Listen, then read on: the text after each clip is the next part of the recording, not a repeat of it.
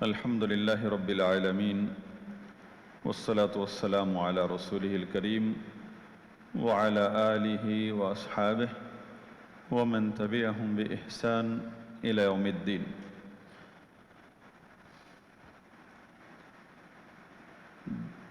یہ العقیدۃ الطحاویہ پر دورہ ہے، یعنی اس میں ہم اہم ابحاث پر بات کریں گے، ورنہ یہ کتاب، اس کی شرح جو کہ میں نے آپ کو دکھائی تھی 2 جلدوں میں، یہ ہم پورے سال میں پڑھتے ہیں، اور اس کتاب کو ہم توحید کے سبجیکٹ میں رکھتے ہیں۔ جامعہ بکر میں توحید کے سبجیکٹ میں تخصص کی کلاس میں یہ کتاب پڑھائی جاتی ہے،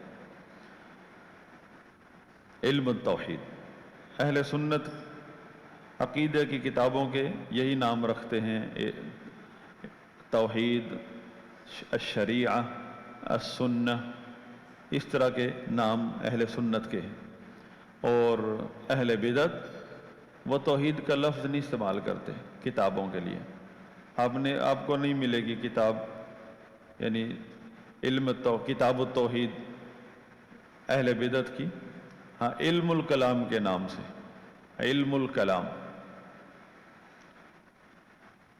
علم الکلام نام رکھتے ہیں۔ علم الکلام اصل میں یہ ایک فن ہے مجادلہ کا۔ اس میں جو معروف ہیں وہ ہے جہمیہ، معتزلہ، اشاعرہ، ماتریدیہ، ان کا موضوع بحث ہے علم الکلام۔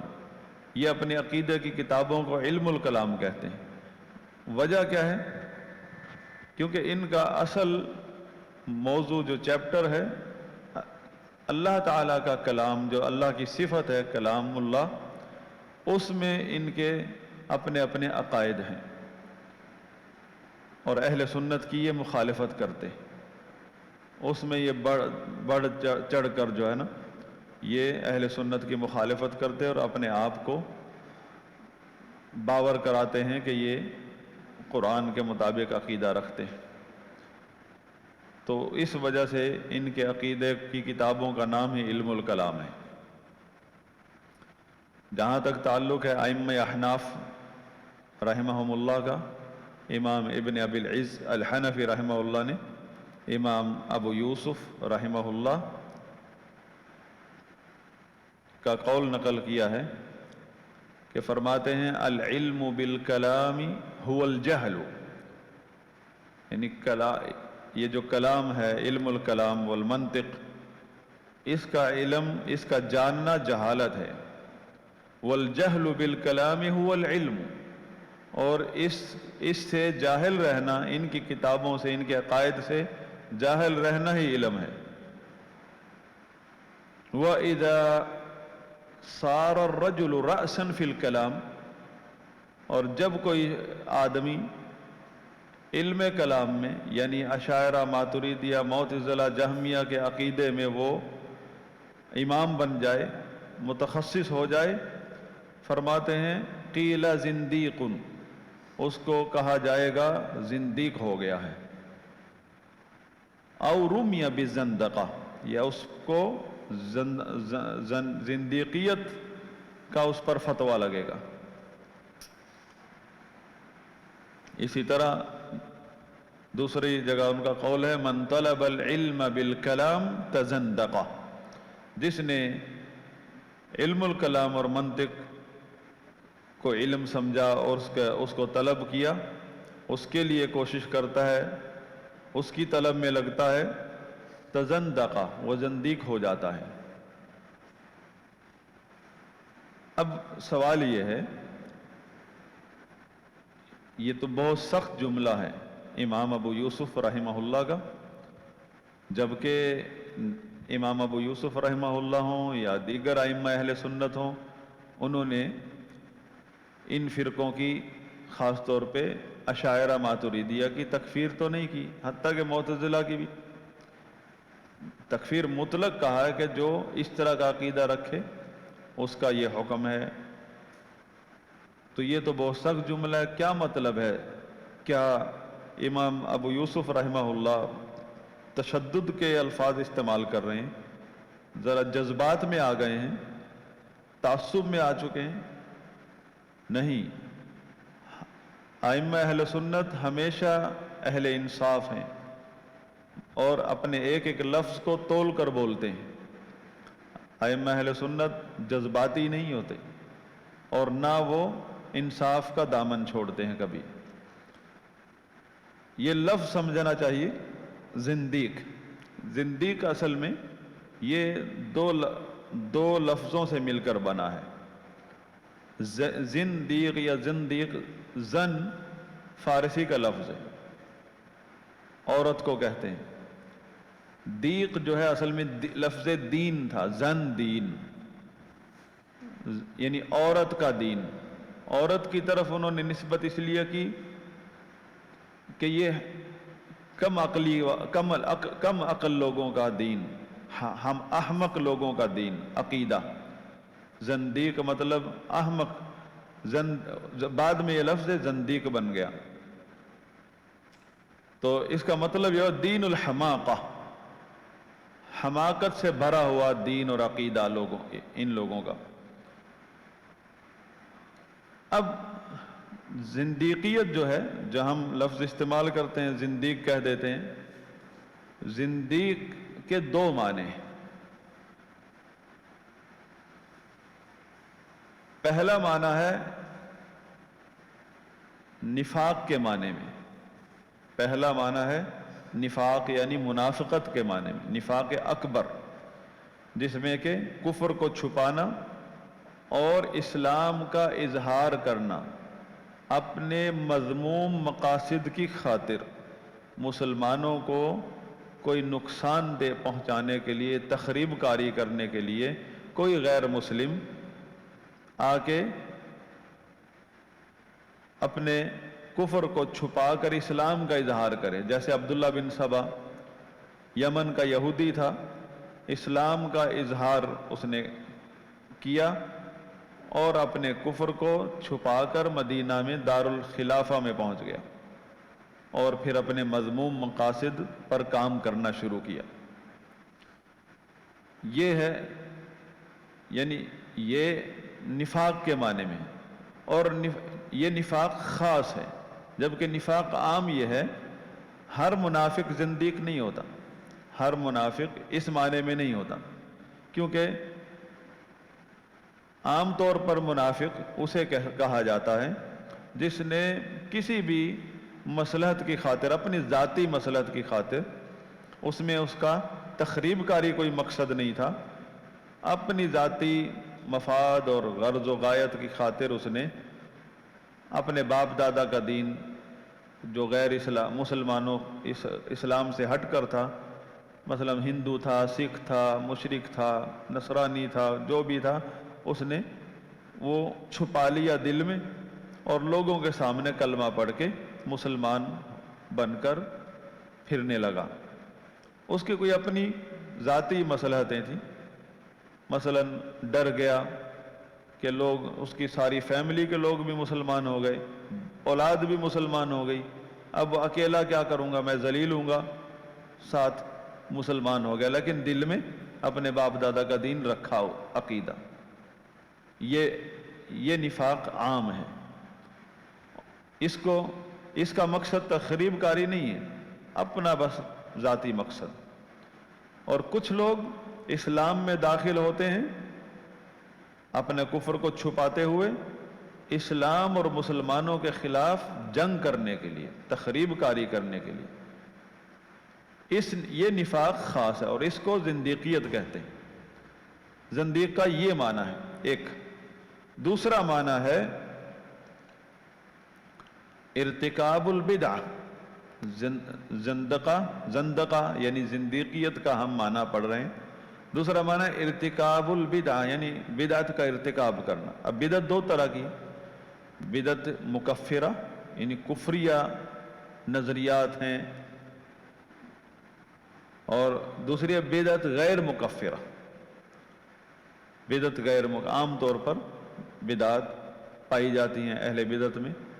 بدعت مکفرہ مثلا قرآن کو مخلوق کہنا، اللہ کی صفت نہ ماننا، یہ بدعت مکفرہ ہے۔ تو زندقہ یعنی زندیقیت کا دوسرا معنی ارتکاب البدع، چاہے وہ بدعت مکفرہ ہو یا غیر مکفرہ ہو، تو اس کو زندیقیت کہتے ہیں ایک لغوی طور پر۔ اب کیونکہ مبتدع، اب یہ زندیقیت ارتکاب بدعت کے مترادف ہوئی، اور زندیق مبتدع کے مترادف ہوا۔ مبتدع کی اقسام ہیں، مبتدع کافر بھی ہوتا ہے، مبتدع فاسق گمراہ بھی ہوتا ہے، مبتدع فاسق بھی ہوتا ہے۔ پہلا ہے مبتدع کافر، مبتدع فاسق اور مبتدع گمراہ۔ تو پہلی قسم ہے جو اسلام سے خارج ہے، تو زندیق اس معنی میں بھی ہوتا ہے، مبتدع کے معنی میں بھی۔ تو امام ابو یوسف رحمہ اللہ کا کہنا کہ جو شخص علم کلام کو حاصل کرتا ہے، سیکھتا ہے اور اس میں متخصص ہو جاتا ہے، قیل زندیق، کس معنی میں ہوا؟ قیل زندیق بمعنی مبتدع۔ آگے اس کی تفصیل خود دیکھی جائے گی کہ کون سا مبتدع ہے، کس درجے کا مبتدع ہے۔ مبتدع کے درجات ہیں، یعنی کفریہ بدعت کا ارتکاب بھی مرتکب بھی ہو سکتا ہے، اور ویسے عام طور پر گمراہ بھی ہو سکتا ہے کہ اس پر کفر کا فتویٰ نہیں لگتا۔ تو امام ابو یوسف رحمہ اللہ کا یہ فرمان مبتدع کے معنی میں ہے کہ جو علم الکلام سیکھ لے اور متخصص ہو جائے، اس میں ماہر ہو جائے اور علم الکلام کا دفاع کرتا ہے، مناظر بن جاتا ہے، قیل زندیق، مطلب قیل مبتدع، زندیق بمعنی مبتدع۔ تو ہم پڑھ رہے تھے عقیدہ اہل سنت توحید، امام طحاوی رحمہ اللہ کا پہلا پوائنٹ کہ نقول فی توحید اللہ معتقدین بتوفیق اللہ ان اللہ واحد لا شریک لہ۔ بات چل رہی تھی توحید پر۔ توحید کا لغوی معنی ہم پڑھ چکے ہیں کہ کسی بھی چیز کو ایک ماننا، ایک ثابت کرنا۔ کئی جگہوں پر ہمیں بولنے میں، اپنے روزمرہ کی لینگویج میں اس چیز کی ضرورت پڑتی ہے کہ ہم بتانا چاہتے ہیں کسی کو، بھائی یہاں میرے پاس تو ایک ہی چیز ہے، اس کے علاوہ اور دوسری نہیں ہے۔ تو عربی تعبیر کے اندر آپ کس طرح بولیں گے، اس کا ہم نے اس کی مثال دی تھی کہ نفی کریں گے، اس بات کریں گے۔ اس لحاظ سے آپ کہہ سکتے ہیں توحید کے کتنے ارکان ہیں؟ 2، نفی اور اثبات۔ اس میں سے ایک بھی اگر مفقود ہے تو توحید نہیں کہلائے گی۔ آپ کہتے ہیں لا الہ الا اللہ، لا الہ، نہیں ہے کوئی معبود برحق، نہیں ہے کوئی معبود برحق، الا اللہ، سوائے اللہ کے۔ آپ نے نفی کس چیز کی ہے؟ معبودان باطلہ کی ہے، اور اس بات کس کا کیا ہے؟ معبود برحق کا۔ نفی اس بات، یہ ہو گیا توحید باری تعالی، کیونکہ اللہ کی بات ہو رہی ہے یہاں، ہم قلم کی بات نہیں کر رہے۔ اب آتے ہیں امام الطحاوی رحمہ اللہ کی توحید کی بات کر رہے ہیں۔ فی توحید اللہ نقول فی توحید اللہ، اللہ کی توحید کے بارے میں ہم عقیدہ رکھتے ہیں کہ ان اللہ واحد لا شریک لہ، کہ اللہ تعالیٰ ایک ہے، نہیں ہے کوئی اس کا شریک۔ اب اللہ کی توحید اہل سنت کے نزدیک 3 قسم کی ہے۔ اب میں مسلسل چلوں گا، آپ نوٹ کر لیں، کیونکہ یہ چیزیں اگرچہ وائٹ بورڈ پر سمجھانے کی ہیں، ہمارے پاس وقت اتنا نہیں ہے۔ اہل سنت کے نزدیک توحید کی 3 اقسام ہیں، اور اسی طرح اہل بدعت کے نزدیک بھی اپنے اپنے حساب سے 3 اقسام ہیں۔ متکلمین کے نزدیک بھی، اشاعرہ ماتریدیہ کے نزدیک بھی توحید کی 3 اقسام ہیں، لیکن وہ اور ہیں۔ صوفیوں کے نزدیک بھی توحید کی 3 اقسام ہیں، لیکن وہ کچھ اور ہیں۔ اہل سنت کے نزدیک توحید کی 3 اقسام ہیں. وہ کیا ہیں؟ توحید ربوبیت، توحید الوہیت اور توحید اسماء و صفات. توحید ربوبیت، توحید الوہیت. توحید الوہیت کو توحید عبادت بھی کہتے ہیں. اور تیسری ہے توحید اسماء و صفات. اب ہر قسم کی ہم کس طرح پہچانیں گے؟ ایک آیت قرآن کا، ہم قرآن کی تلاوت کر رہے ہیں، قرآن میں تو جگہ جگہ توحید ہی توحید ہے. اب جب آپ کو توحید کی 3 اقسام کا پتہ چل جائے گا تو آپ کو یہ فرق کرنا آسان ہو جائے گا کہ یہ جو کلام باری تعالیٰ ہے اس میں جو توحید ذکر ہو رہی ہے، اللہ کے بارے میں بات ہو رہی نا. جب بھی اللہ کے بارے میں کوئی بات ہوگی اس بات کا ضرور کسی نہ کسی ایک قسم سے تعلق ہوگا، یا تو توحید ربوبیت سے، یا توحید اسماء و صفات سے، یا توحید عبادت سے. تو جب تک ہم ان کی تعریفات نہیں سمجھیں گے تو ہم اس قابل نہیں ہو سکتے کہ توحید میں فرق کر سکیں. اب بھری محفل میں، بھرے سٹیج پر ایک شیخ صاحب سے کوئی کہتا ہے کہ توحید بیان کیجیے، وہ 15 منٹ لگا دیتا ہے، توحید بیان کرتا ہے قرآن کی آیات پڑھ کے، لیکن اس میں ایک بھی ایسا پوائنٹ نہیں ذکر کر پاتا کہ جس میں ابو جہل کو رسول اللہ صلی اللہ علیہ وسلم سے اختلاف تھا. کیونکہ توحید کے معاملے میں آپ کے علم میں ہونی چاہیے یہ بات کہ توحید ربوبیت پر مشرکین عرب کو کوئی اختلاف نہیں تھا. اسی لیے تو فرمایا گیا وَمَا يُؤْمِنُ أَكْثَرُهُمْ بِاللَّهِ إِلَّا وَهُمْ مُشْرِكُونَ. ان کی اکثریت وہ اللہ پر ایمان رکھنے کے باوجود بھی شرک کرتے ہیں. با محاورہ ترجمہ یہ ہے وَمَا يُؤْمِنُ أَكْثَرُهُمْ بِاللَّهِ. ان کی اکثریت اللہ پر نہیں ایمان رکھتی، مگر یہ لفظی ترجمہ، مگر وہ شرک کرتے ہیں. کس چیز میں شرک کرتے ہیں؟ اللہ کو 2 مانتے ہیں، 3 مانتے ہیں، کیا کیا کہتے ہیں وہ اللہ کے بارے میں، کیا شرک کرتے ہیں؟ سوال آپ سے کوئی کر سکتا ہے؟ کیا جواب دیں گے؟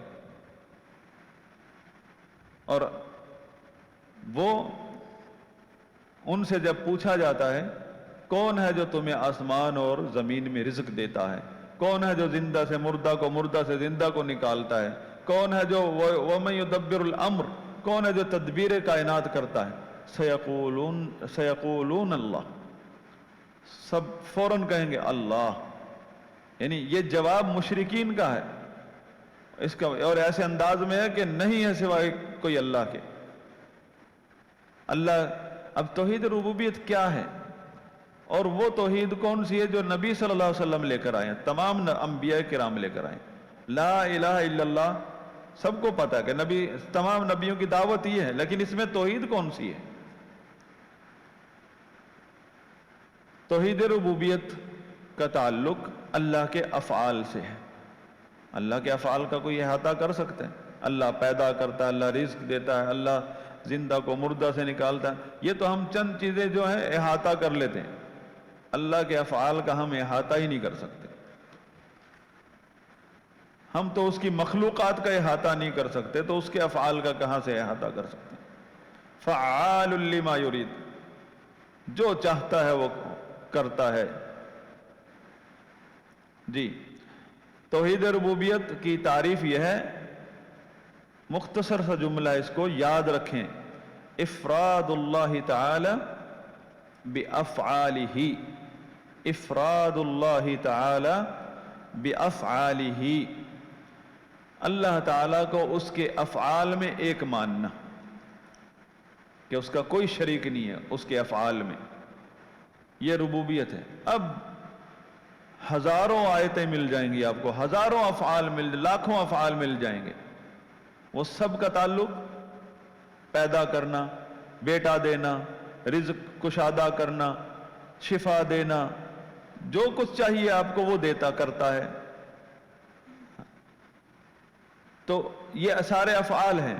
اب کئی ہمارے ہاں ہم نے نوٹ کیا، کئی لوگ ہیں محقق، وہ کیا ایک آیت ملی اس کو ایک توحید کی قسم، ایک آدمی کہتا مجھے 200 قسمیں ملی توحید کی. میں نے کہا ماشاءاللہ آپ کو تو تابعین کے دور میں ہونا چاہیے تھا، وہ تو محروم رہ گئے آپ کی فقاہت سے، ہے نا. 200 قسمیں. میں نے کہا ذرا ذکر کریں. ذکر کر رہا ہے سارے، یعنی 10-15 ذکر کی، کسی کا اکثر کا تعلق افعال سے تھا. میں نے کہا اگر آپ توحید ربوبیت کو سمجھ لیں تو سارے اسی میں سے ہیں. ایک کہتا 40 اقسام ہیں. یہ صرف اس لیے ہے کہ یہ تحقیق اور اس طرح کے ملفوظات جو لوگ پیش کرتے ہیں، ہم میں سے یہ لوگ بڑے محقق ہیں، یہ پشاور کے علاقے کی طرف رہتے ہیں. تو یہ اس لیے کہ یہ اہل سنت ائمہ سے علم نہیں حاصل کرتے، ان کی کتابیں نہیں پڑھتے. یہ ائمہ اہل سنت سے علم نہیں حاصل کرتے، اپنی تحقیق پیش کرنا چاہتے ہیں پہلے دن سے ہی. تو توحید ربوبیت اگر آپ کو سمجھ آ گئی، افراد اللہ بافعالہ، اللہ کے افعال میں اس کو ایک ماننا. اب جو بھی حدیث، جو بھی آیت آپ کو ملتی ہے اس میں اللہ کے افعال کا ذکر ہے، توحید ربوبیت ہے. دوسری قسم توحید عبادت. ہم بات کر رہے تھے توحید ربوبیت جو ہے، مشرکین مکہ، مشرکین عرب توحید ربوبیت میں اختلاف نہیں کرتے تھے نبی صلی اللہ علیہ وسلم سے. انہوں نے کبھی نہیں جھگڑا کیا کہ اللہ تعالیٰ نہیں دیتا ہے، اللہ تعالیٰ مشکل کشا نہیں ہے. مشکل کشائی، اب مجھے بتائیے، مسلمان کا عقیدہ ہے کہ اللہ ہی مشکل کشا ہے، یہ کون سی توحید ہے؟ توحید ربوبیت ہے. مشکل کشائی کرنا یہ اللہ کا فعل ہوا. اب ایک مسلمان کا عقیدہ کہ اللہ ہی مشکل کشا ہے، تو پھر اس کا نتیجہ کیا ہوگا؟ مشکل میں وہ کس کو پکارے گا؟ اللہ کو پکارے گا. اللہ کو پکارنا یہ توحید عبادت ہے. کیونکہ توحید عبادت یا توحید الوہیت کی تعریف یہ ہے افراد اللہ بافعال العباد. افراد اللہ بافعال العباد. توحید ربوبیت میں کیا تھا؟ بافعالہ، بافعال اللہ، اللہ کے افعال کی. توحید ربوبیت کا تعلق ہے اللہ کے افعال سے، اور توحید الوہیت یا توحید عبادت کا تعلق ہے بندوں کے افعال سے، کہ اللہ اپنے بندوں کے افعال میں اللہ کو ایک ماننا. کیا مطلب؟ کہ بندے اپنے افعال کو اللہ کے لیے خالص کر لیں. اپنے افعال کو، اعمال کو اللہ کے لیے خالص کرنا، یہ توحید عبادت ہے. دوبارہ تعریف سن لیں توحید عبادت: افراد اللہ بافعال العباد. افراد اللہ بافعال العباد. افعال العباد کی جگہ پر، بعض جگہوں پر لکھا ہوتا ہے افراد اللہ بالعبادہ. افراد اللہ بالعبادہ، کہ عبادت میں اللہ کو ایک ماننا. عبادت ہی تو افعال العباد، ہمارے افعال ہیں. وہ عبادت جو وہ ہمارے افعال ہیں. اب ہمارے کون سے افعال عبادت بنتے ہیں، یہ جاننا ہماری ذمہ داری ہے. کہ یہ نہیں کہ افعال عبادت کا مطلب 5 وقت کی نمازیں صرف، یہ چند مخصوص اعمال، اس کے بعد عبادت کا کام ختم. افعال العباد. اب عبادت کی تعریف ہم پڑھیں گے. تیسری قسم ہے توحید اسماء و صفات. اسماء و صفات، اب دیکھیں اسماء و صفات، مثلا اللہ کا نام ہے غفور، اللہ کا نام ہے غفور، اور اس میں صفت پائی جاتی ہے مغفرت، کہ صفت مغفرت اللہ کی ہے. مغفرت کا مطلب کیا ہے؟ معاف کرنا. معاف کرنا اللہ کے افعال سے تعلق رکھتا کہ نہیں؟ ہاں، اللہ کا نام ہے غفور، اور ہر نام اپنی صفت پر مشتمل ہے. کوئی بھی نام آپ کو پتہ چل جائے کہ اللہ کا نام ہے تو اس میں اللہ کی صفت پائی جاتی ہے، اور اس صفت پر ایمان لانا بھی فرض ہے۔ تو توحید اسماء و صفات توحید ربوبیت سے الگ کیوں ہے؟ توحید ربوبیت میں اللہ کے افعال پر بات ہوتی ہے کہ اللہ کے جتنے بھی افعال ہیں اس میں مسلمان اللہ کو ایک مانتے ہیں، اس میں اس کا شریک نہیں بناتے کسی کو۔ یہاں بات ہے کہ نام رکھنا، اللہ کا نام اور اللہ کی صفت۔ مثلا کئی لوگ کہتے ہیں اللہ ستار ہے، ستار اللہ کا نام ہے، ستار کہیں بھی اللہ کا نام کے طور پر نہیں آیا۔ اللہ کا نام ہاں اللہ کے افعال میں سے ہے کہ پردہ پوشی کرنا۔ اللہ کے افعال کو دیکھ کر اللہ کا نام یوں بنا دیا ستار، یہ جائز نہیں ہے۔ ہاں اللہ اور اس کے رسول نے بطور نام اگر بتایا ہے ہمیں کہ یہ نام ہے اللہ کا، پھر ہم اس کو کہیں گے یہ اللہ کا نام ہے۔ ورنہ اللہ کے بارے میں جو اللہ کے بارے میں جو اخبار، اللہ کے افعال کا ذکر کرنا، اللہ کی بڑائی بیان کرنا، توحید ربوبیت بیان کرنا، یہ باب وسیع ہے، جس طرح مرضی جتنا مرضی بیان کریں۔ لیکن یہ کہنا کہ یہ لفظ اللہ کا نام ہے اور یہ لفظ اللہ کی صفت ہے، یہاں یہ پوائنٹ ہے اس توحید میں کہ آپ اپنی مرضی سے نہیں کر سکتے کسی لفظ کو اللہ کا نام بنا دیں، کسی لفظ کو اللہ کی صفت بنا دیں۔ اس میں یہ الگ سے قسم کیوں بنائی گئی؟ اسی میں فرقے بنے پوری امت کے، اس چیپٹر میں توحید اسماء و صفات میں۔ اس کا کیا مطلب ہے؟ اہل سنت کیا کہتے ہیں اس چیپٹر میں؟ اہل سنت یہ کہتے ہیں کہ اس چیپٹر میں کیونکہ اہل بدعت کی اکثریت اللہ کی صفات کے انکاری ہیں، اگرچہ صاف صاف لفظوں میں انکار نہیں کرتے، تعویل کر کے انکار کرتے ہیں، لیکن اللہ کی صفات کے انکاری ہیں۔ 4 بڑے گروہ ہیں اہل سنت کے مقابلے میں۔ پوری امت جو ہے اہل سنت اور اہل بدعت میں تقسیم ہو جاتی ہے۔ اکیلا اہل سنت ایک طرف اور اہل بدعت کے 4 فرقے بلکہ 5 فرقے ایک طرف۔ اس چیپٹر میں پوری امت 5 فرقوں میں تقسیم۔ اسماء و صفات کے چیپٹر میں پوری امت جو ہے 5-6 فرقوں میں تقسیم ہوتی ہے، بس 72 فرقے نہیں۔ مین آپ دیکھیں اہل سنت کا مسئلہ کیا ہے؟ وہ صراط مستقیم، اس کو اور وہی اعتدال ہے، اسی کا نام اعتدال ہے۔ جب اعتدال ہوتا ہے وہ وسط میں ہوتا ہے، اس طرف افراط اس طرف تفریط۔ اہل سنت کا عقیدہ کیا اسماء و صفات میں؟ اہل سنت کا عقیدہ اثبات، اور اہل بدعت اس طرف ہیں ان کا عقیدہ نفی، اور اس طرف ہیں اثبات مع الغلو مع التشبیہ۔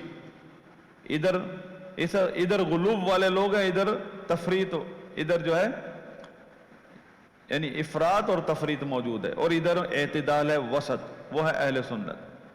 اہل سنت کا عقیدہ اثبات کا مطلب کہ اللہ تعالیٰ کا جو بھی نام قرآن اور حدیث میں جس لفظ کے ساتھ جس معنی کے ساتھ وارد ہوا ہے، اہل سنت اس کو مانتے ہیں، اسی لفظ کے ساتھ اسی معنی کے ساتھ، لیکن من غیر تعطیل ولا تأویل، 2 الفاظ یاد رکھیں، بغیر کسی تعطیل کے اور بغیر کسی تأویل کے۔ یہ ہے ان کے لیے جو نفی کا عقیدہ رکھتے ہیں، جو ہماری طرح مانتے تو ہیں صفات کو، ساری صفات کو مانتے ہیں، لیکن اس میں اللہ کے ساتھ مخلوق کی تشبیہ دیتے ہیں صفات میں۔ ان کے لیے دوسرا جملہ ہے ولا تکییف ولا تمثیل، بغیر کسی تکییف یعنی کیفیت بیان کیے کسی بھی صفت کی، ولا تمثیل اور بغیر کسی تمثیل کے، تشبیہ کی بات نہیں کی، تمثیل کی بات کی۔ اہل سنت بیچ میں ہے، ان کو دونوں طرف سے مخالفین کا سامنا ہے اسماء و صفات میں۔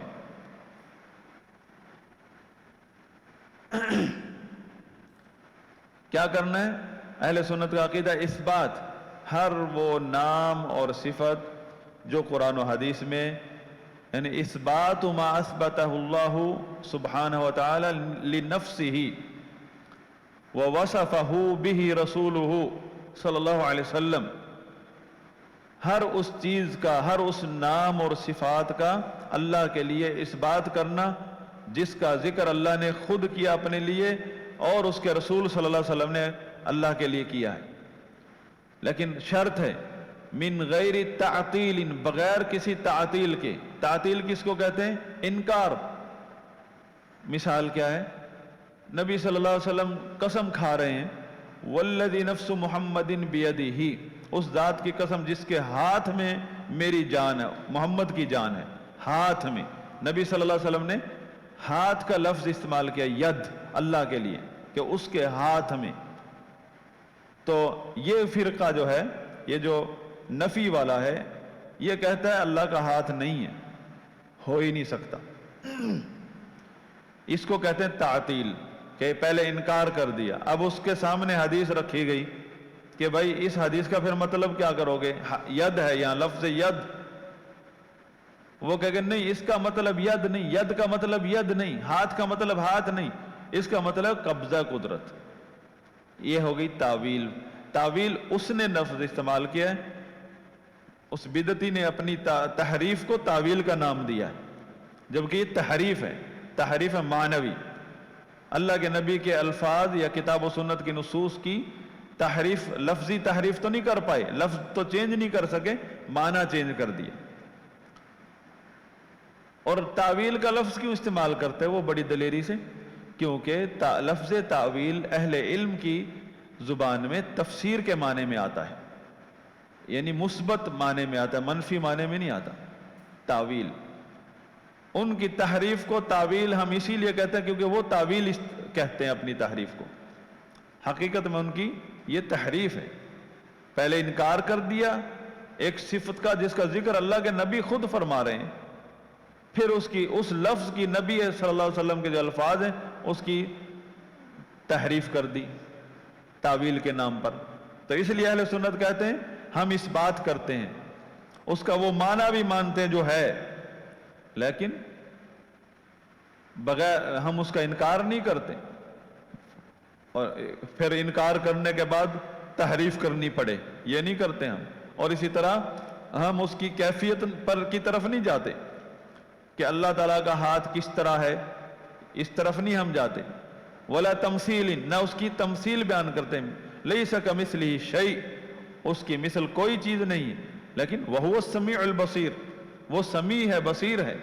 لیس کمثلہ شیء نفی ہے، اس کی مثل کوئی چیز نہیں، ان کی نفی، ان کا رد ہے۔ یہ ان کو کہتے ہیں مشبہہ، جو لوگ اللہ کی صفات کو مانتے تو ہیں لیکن اس میں تشبیہ کے قائل ہیں، ان کا رد ہو گیا۔ لیس کمثلہ شیء، اس کے مثل کوئی چیز نہیں ہے۔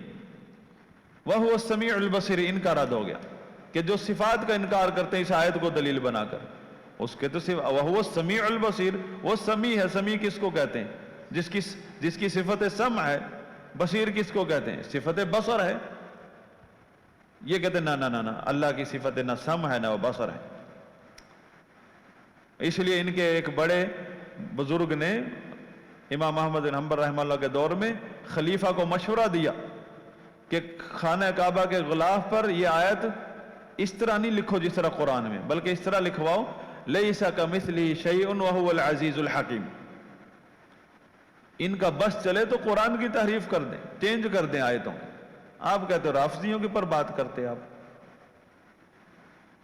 آپ رافضیوں کو آپ کو صرف رافضی نظر آتے ہیں۔ مصیبت یہ ہے امت مسلمہ میں جو الہاد کا جو طوفان آیا ہوا ہے، اس کے مقابلے میں جو اسلام کے دفاع کے ٹھیکیدار ہیں وہ خود اپنے عقائد کی طرف نظر ثانی نہیں کرتے ہیں، بلکہ ان کی بدعقیدگیوں کی وجہ سے ہی یہ الہاد آیا ہے، جو خود الہاد کے مقابلے کے ٹھیکیدار ہیں۔ میں نے آپ کو بتایا نا کہ قادیانی ایک باطنی فرقہ ہے، اور باطنیت کی شاخ ابن عربی صوفی زندیق سے ملتی ہے، اور قادیانی عربی لٹریچر میں، قادیانی کو جو عربی لٹریچر ہے اس میں ابن عربی صوفی جو ہیں ان کی عبارتوں سے انہوں نے اپنی دعوت کو عام کیا ہے عرب ممالک میں۔ کیونکہ ابن عربی کے جو باطنی نظریات ہیں اس میں ایک نظریہ یہ بھی ہے کہ نبوت جو ہے اس کا مقام وہ اس کا تسلسل ختم نہیں ہوا، لیکن نبوت کا اعلان کرنا حرام ہے اس کے نزدیک، یعنی اس کے نزدیک نبی کے مقام کے لوگ پائے جاتے ہیں لیکن اعلان نہیں کرنا چاہیے انہیں، بس وہیں سے انہوں نے وہ تو پہلے سے ان کے اکابرین میں سے، وہ کوئی ہندوؤں میں سے تھوڑے آئے قادیانی، کہاں سے آئے؟ یہی مسلمانوں صوفی طبقہ ہے، صوفی طبقے سے نکلے، نہ ہم ان کو حنفیت سے جوڑتے ہیں کیونکہ حنفیت ائمہ اہل سنت کا مذہب ہے، وہ تو فقہی مذہب ہے، حنفیت کو بدنام مت کریں، حنفیت ائمہ اہل سنت کا مذہب ہے، فقہی مذہب ہے۔ یہ صوفی ہیں، باطنی ہیں، صوفیوں کے اقسام ہیں، کوئی آگے نکل گیا، کوئی ابھی پچھلی صفوں میں کھڑا ہے۔ اب قادیانیوں کے مقابلے میں جو محاذ ہے ان کے بھی وہ امام ہیں ابن عربی صوفی۔ اب ہاں ابن عربی دو ہیں، ابن العربی المالکی، اور دونوں مالکی ہیں، ابن العربی مالکی، یہ بھی مالکی، لیکن یہ صوفی ہیں، وہ ابن عربی سنی ہیں، یعنی سلف کے عقیدے پر ہیں۔ ابن عربی تو اہل سنت جو ہے ان جو صوفی ہیں ان کے ساتھ الف لام گرا دیتے ہیں، ابن عربی، ابن عربی الف لام کے بغیر، اور جو سلف کے عقیدے پر ہیں ان کو کہتے ہیں ابن العربی، یہ فرق کرتے ہیں، صوفی کو کہتے ہیں ابن عربی، ابن عربی عربی میں بھی بغیر الف لام کے، اور جو سلف کے عقیدے پر ہیں ابن العربی ان کو کہتے ہیں ابن العربی، لیکن جو ان کے معتقدین ہیں صوفی کے تو وہ تو اسی طرح کہتے ہیں، ابن العربی کہتے ہیں۔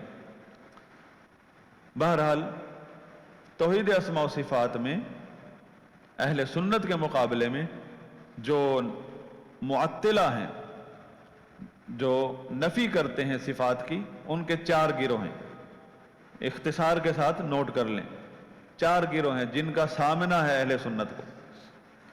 سب سے پہلا گروہ ہے الجہمیہ، الجہمیہ جہمی،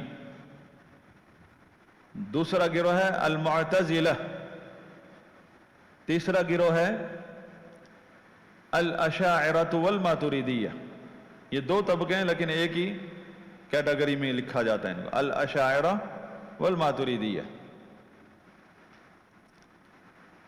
اور چوتھا گروہ ہے المتفلسفہ، المتفلسفہ۔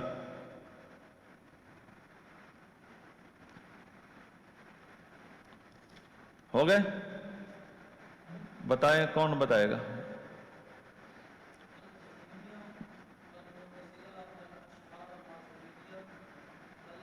متفلسفہ، فلسفہ سے المتفلسفہ۔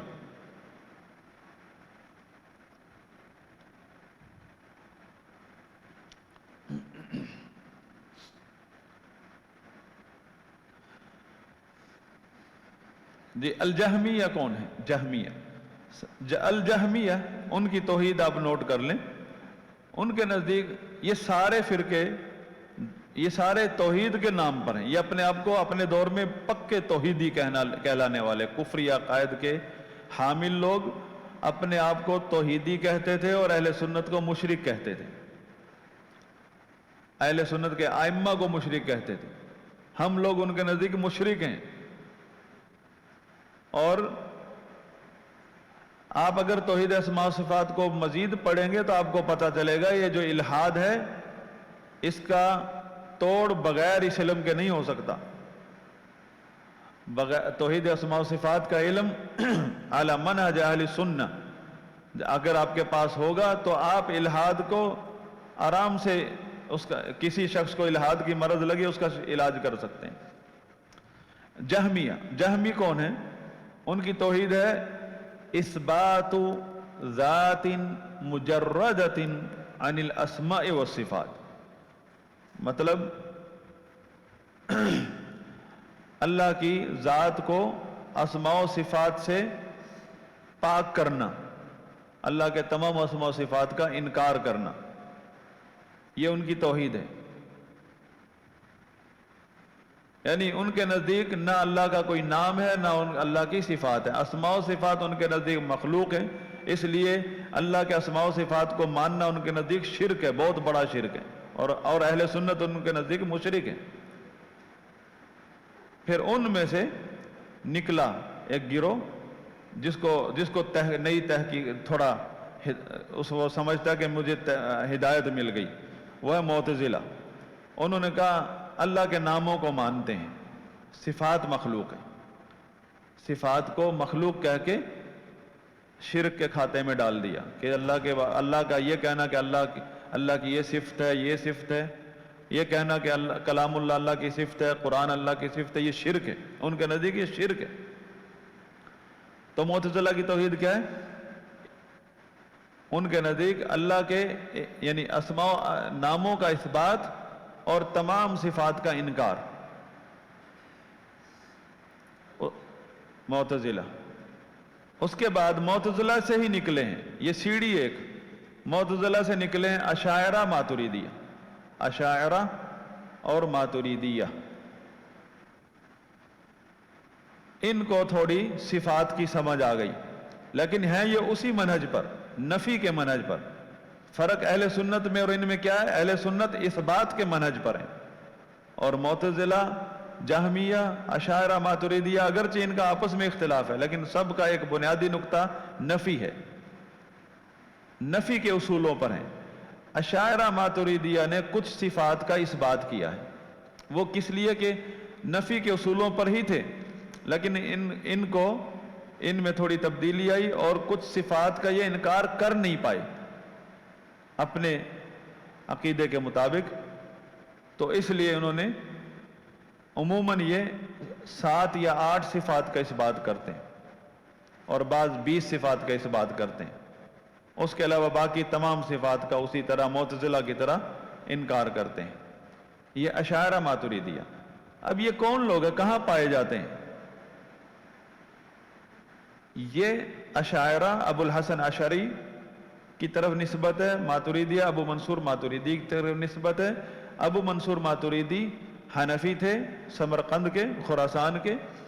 ابو الحسن اشعری یہ شافعی تھے۔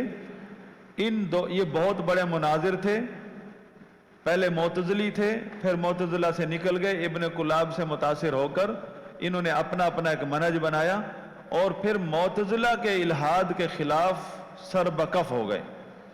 معتزلہ، کیونکہ اس دور میں معتزلہ کا بہت بڑا حملہ تھا، اور یہ کیونکہ ان کی فقہ جو ہے اہل سنت والی تھی، حنفی شافعی، عوام الناس جو تھی اور عموماً طور پر جو ہے اہل سنت جو ہے ائمہ کے عقیدے پر تھے، تو حنفی بن کر حنفی اور شافعی ہونے کا انہوں نے فائدہ اٹھایا، یا لوگ ان کے حنفی شافعی ہونے سے دھوکہ کھا گئے۔ اہل سنت کی عوام ان سے متاثر ہو گئی، اور چھوٹے چھوٹے علماء ان سے متاثر ہو کر ایک بہت بڑا مذہب بن گیا اشعری ماتریدی، سارے شافعی اور حنفی ہیں۔ اور ان سے پہلے جو معتزلی تھے وہ کون ہیں؟ وہ معتزلی بھی سارے حنفی شافعی تھے۔ اور اہل سنت کون ہیں؟ اہل سنت بھی حنفی شافعی مالکی اہل حدیث۔ تو کہنے کا مطلب یہ ہے کہ یہ اس تقسیم کی طرف نہ جائیں، اس سے دھوکہ نہیں کھائیں کہ جی وہ حنفی ہے تو ہمارا ہے، وہ شافعی ہے تو ہمارا ہے، یا آپ کہیں وہ حنفی ہے تو بدعتی ہے۔ نہ، حنفی سلفی بھی ہو سکتا ہے، حنفی بدعتی بھی ہو سکتا ہے، اس میں احتیاط کریں۔ جس طرح کچھ لوگوں نے ان فقہی مسالک کو اپنی سب اسلام بنایا ہوا ہے، یعنی فقہی مسالک کا دفاع یا اس کا رد کرنا، یہ اہل علم کا منہج نہیں ہے۔ آپ بدعتی کی اصلیت کو پہچانیں، اور وہ ہے عقیدے کے سبجیکٹ سے آپ کے اندر یہ صلاحیت پیدا ہوگی کہ آپ لوگوں کے رفع الیدین، سینے پر ہاتھ باندھنا یا ناف سے نیچے ہاتھ باندھنا، اس سے دھوکہ نہیں کھائیں گے۔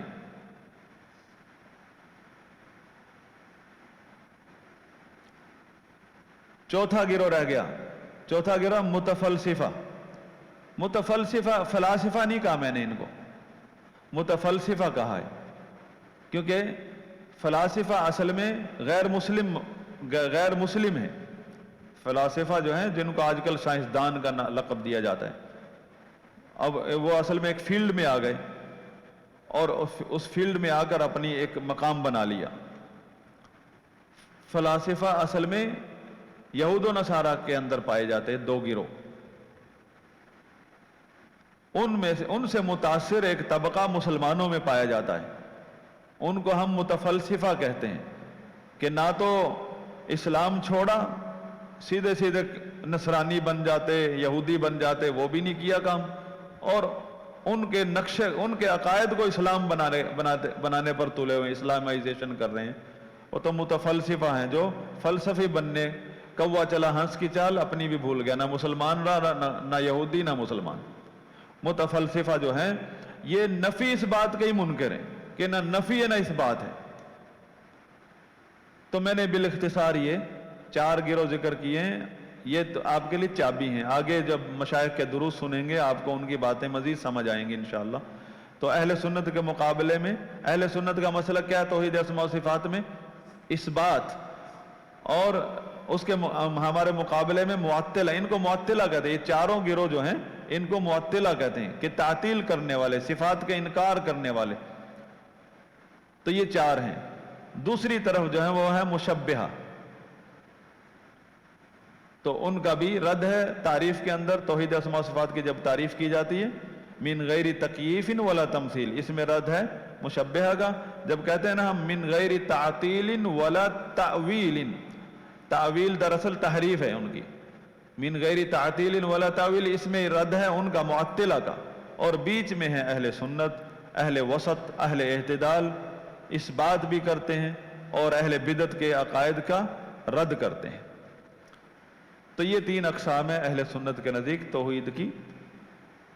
अब आप कुरान की तिलावत करेंगे, अहादीस पढ़ेंगे, आपको कोई भी अल्लाह के बारे में जो बात है इन 3 किस्मों से बाहर नहीं मिलेगी। अल्लाह की तौहीद इन 3 किस्मों से बाहर नहीं मिलेगी। और पेशावरियों की तरह 200 किस्में नहीं बनाओगे। तौहीद की अक़साम 3 ही है, जितनी भी आयात ले आओ सारी इन 3 में से किसी एक में आएगी। और अकीदे में हमेशा इत्तिबा है, अपने मनमानी तहकीक नहीं है। अल्लाह से दुआ है कि अल्लाह ताला हमारे लिए इल्म नाफ़े आसान फरमा दे और इल्म नाफ़े अता फरमाए और हमारा सीना खोल दे और हमें सलफ़ के तरीके पर चलाए। व आखिर दावाना अनिल हम्दुलिल्लाहि रब्बिल आलमीन।